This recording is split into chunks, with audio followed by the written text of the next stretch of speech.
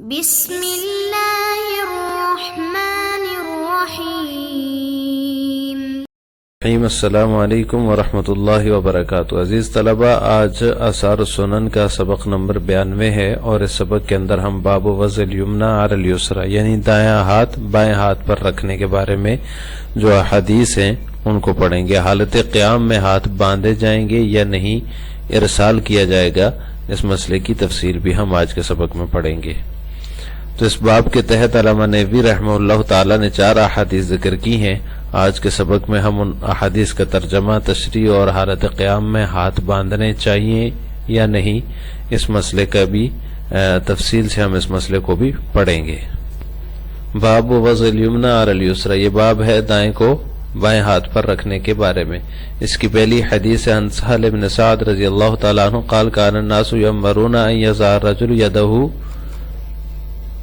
يده اليمنى على ذراعه اليسرى في الصلاة قال ابو حازم لا اعلمه الا ان ينمي ذلك الى النبي صلی اللہ علیہ وسلم۔ اس حدیث کا ترجمہ یہ ہے کہ حضرت سہل بن سعد رضی اللہ تعالیٰ عنہ سے مروی ہے کہ انہوں نے فرمایا کہ لوگوں سے کہا جاتا تھا ان يضع الرجل يده اليمنى کہ وہ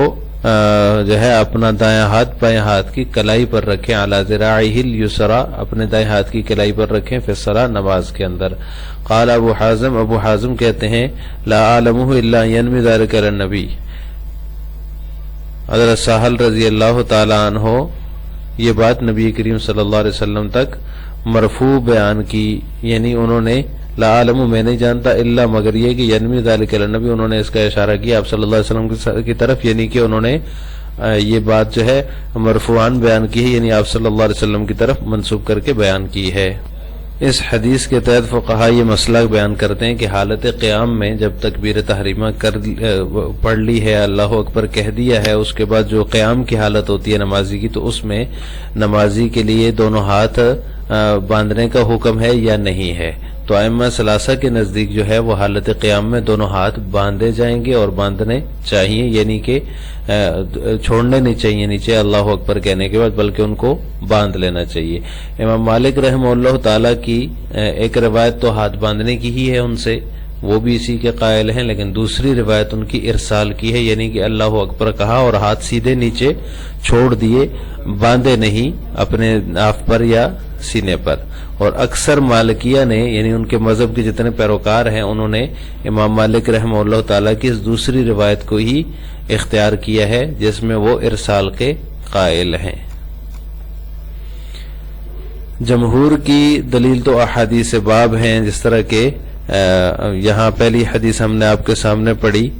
جس میں حضرت سہل بن سعد رضی اللہ تعالیٰ عنہ کی روایتیں فرماتے ہیں کہ لوگوں کو یہ کہا جاتا تھا کہ اپنے دائیں ہاتھ کو بائیں ہاتھ کے اوپر کلائی کے اوپر رکھیں، تو یہ جو ہے جمہور کی دلیل ہے۔ اسی طرح آگے کی روایات جو آگے آ رہی ہیں اسی باب میں، ان میں بھی یہی ہے کہ اپنے ہاتھوں کو وضع الیمنی علی الیسری دائیں کو بائیں پر رکھا جائے گا حالت قیام میں۔ ارسال کی دلیل جو ہے وہ حضرت معاذ رضی اللہ تعالیٰ عنہ کی روایت ہے جس میں وہ فرماتے ہیں کان اذا قام فی الصلاۃ رفع یدیہ حیال اذنیہ فاذا کبر ارسلھا۔ یہ آخری جملہ جو ہے طبرانی کی روایت ہے، اس کو طبرانی نے روایت کیا ہے۔ یہ امام مالک رحمہ اللہ تعالیٰ کی دلیل ہے جس کی وجہ سے وہ ارسال کے قائل ہیں، یعنی کہ ہاتھ چھوڑنے کے قائل ہیں۔ اس میں کہ جب آپ نے نماز کے لیے نیت کی، نماز کے لیے کھڑے ہوئے، اپنے ہاتھوں کو کانوں کے برابر تک اٹھایا، جب تکبیر کہہ لی تو ارسلھا، اور پھر ان کو برابر نیچے چھوڑ دیا، باندھا نہیں۔ تو یہ طبرانی کی روایت ہے، اس سے استدلال کر کے امام مالک رحمہ اللہ تعالیٰ ارسال کے قائل ہیں۔ جمہور کی طرف سے اس روایت کا جواب یہ دیا جاتا ہے کہ اس کے راوی کے اندر حلب بن جاحد ہے، جس کی امام شعبہ نے اور ابن القطان نے، یحییٰ بن قطان، یعنی کہ انہوں نے ان کی تکذیب کی ہے، ان کو جھوٹا قرار دیا ہے حلب بن جاحد کو، جو کہ اس روایت کو نقل کرنے والے ہیں۔ تو ان کی وجہ سے یہ حدیث جو ہے ناقابل قبول ہے، کیونکہ وہ جھوٹا راوی ہے اور جھوٹے راوی کی روایت قبول نہیں کی جاتی، لہذا اس سے استدلال کر کے یہ کہنا کہ ارسال کیا جائے گا یہ صحیح نہیں ہے۔ دوسرا اس کا جواب یہ ہے کہ مذکورہ احادیث کے قرینے سے، جیسے کہ ابھی ایک حدیث ہم نے آپ کے سامنے پڑھی حضرت سہل بن سعد رضی اللہ تعالیٰ عنہ کی، اس کے بعد دوسری احادیث بھی آ رہی ہیں، ان احادیث کے قرینے کی وجہ سے یہ معول ہے، یعنی کہ اس میں تعویل کی جائے گی، اور تعویل یہ ہوگی کہ پہلے آپ صلی اللہ علیہ وسلم نے ارسال کیا پھر ہاتھ باندھ لیے، یعنی جیسے اللہ اکبر کہا تکبیر تحریمہ کہی، ہاتھ سیدھے نیچے چھوڑ دیے اور پھر باندھ لیے، تو اس کو ارسال سے راوی نے تعبیر کر دیا ہے۔ اس باب کی اگلی روایت ہے وعن وائل بن حجر رضی اللہ تعالی عنہ انہ رأى النبی صلی اللہ علیہ وسلم رفع یدیہ حین دخل فی الصلاة وکبر ثم التحف بثوبہ ثم وضع الیمنى علی الیسری، رواہ احمد و مسلم۔ وائل بن حجر رضی اللہ تعالیٰ عنہ سے مروی فرماتے ہیں کہ انہوں نے رسول اللہ صلی اللہ علیہ وسلم کو دیکھا، جب آپ صلی اللہ علیہ وسلم نماز میں داخل ہوئے تو آپ صلی اللہ علیہ وسلم نے رفع یدیہ اپنے ہاتھوں کو بلند کیا، وکبر اور تکبیر کی، ثم التحف بثوبہ پھر اپنا کپڑا اوڑھ لیا، ثم وضع الیمنى علی الیسری پھر دائیں ہاتھ کو بائیں ہاتھ پر رکھا، رواہ احمد و مسلم۔ اس کو امام احمد اور امام مسلم رحمہ اللہ نے نقل کیا ہے، روایت کیا ہے۔ اس سے اگلی روایت ہے وعنہ قال ثم وضع یدہ الیمنى علی ظہر کفہ الیسری والرسغ والساعد، رواہ احمد والنسائی وابو داود واسنادہ صحیح۔ انہی سے مروی ہے، یعنی کہ حضرت وائل بن حجر رضی اللہ تعالیٰ عنہ سے مروی فرماتے ہیں ثم وضع یدہ الیمنى پھر آپ نے اپنا دایاں ہاتھ علی ظہر کفہ الیسری والرسغ والساعد، اپنا دایاں ہاتھ جو ہے وہ اپنے بائیں ہاتھ کی ہتھیلی، گٹے اور کلائی پر رکھا، والرسغ والساعد یہ کلائی کو کہا جاتا ہے، ساعد تو اپنی گٹے کلائی پر رکھا، یعنی کہ ہتھیلی ہاتھ کے اوپر آ جائے گی اور آگے اس سے جو ہے ہلکا بنا کر یوں چھوٹی انگلی کا اور انگوٹھے کا ہلکا بنا کر کے کلائی کے اوپر پکڑ لیں اور تینوں انگلیاں جو ہیں وہ بازو کے اوپر آ جائیں گی، تو یہ اس کی کیفیت ہے ہاتھ باندھنے کی۔ تو اس طرح آپ صلی اللہ علیہ وسلم نے اپنا ہاتھ جو ہے اپنے ہاتھ کی ہتھیلی کو اس کلائی کے اوپر رکھا۔ اس سے اگلی اور اس باب کی آخری روایت ہے وعن ابن مسعود رضی اللہ تعالی عنہ انہ کان یصلی فوضع یدہ الیسری علی الیمنى فرآہ النبی صلی اللہ علیہ وسلم فوضع یدہ الیمنى علی الیسری، رواہ الاربعہ الا الترمذی واسنادہ حسن۔ ابن مسعود رضی اللہ تعالی عنہ سے مروی ہے، وہ فرماتے ہیں، وہ روایت کرتے ہیں کہ انہ کان یصلی کہ وہ نماز پڑھتے، جب نماز ادا کرتے فوضع یدہ الیسری علی الیمنى اپنے بائیں ہاتھ کو دائیں ہاتھ پر رکھ لیتے،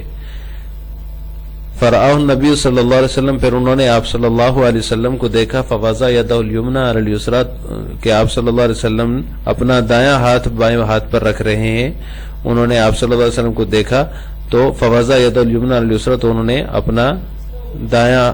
ہاتھ جو ہے بائیں ہاتھ پر رکھا، رواہ الاربعہ اس کو چار اصحاب اربعہ نے، چار محدثین نے روایت کی، الا ترمذی سوائے ترمذی کے، واسنادہ حسن اور اس کی سند حسن درجے کی ہے۔ آج کے سبق کا خلاصہ یہ ہے کہ ہم نے آج کے سبق میں ابواب صفت الصلاۃ کے تحت جو باب ہے باب وضع الیمنى علی الیسری، اس کی 4 احادیث کا ترجمہ، تشریح اور ایک فقہی مسئلے کی تفصیل پڑی ہے۔ وہ فقہی مسئلہ یہ ہے کہ حالت قیام میں ہاتھ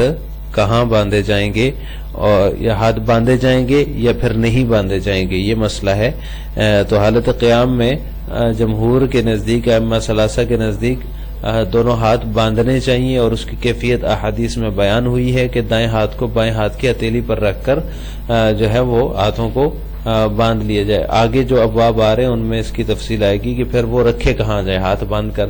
سینے کے اوپر رکھے جائیں، ناف کے اوپر رکھے جائیں، ناف سے نیچے رکھے جائیں، یہ آگے الگ الگ ابواب آ رہے ہیں۔ تو یہاں پر یہ مسئلہ ہے کہ حالت قیام میں ہاتھ باندھنے چاہیے یا ارسال کرنا چاہیے، یعنی ہاتھ نیچے سیدھے چھوڑ دینے چاہیے۔ تو اس میں ائمہ ثلاثہ کے نزدیک جو ہے وہ ہاتھ باندھے جائیں گے، اور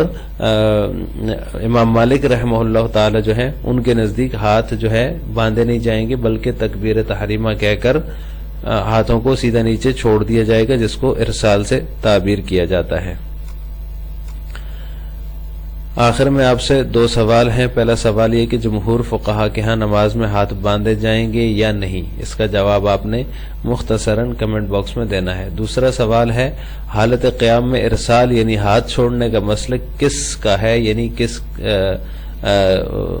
امام کا ہے، کس امام کے نزدیک جو ہے وہ حالت قیام میں ارسال کیا جاتا ہے، ہاتھ نہیں باندھے جاتے۔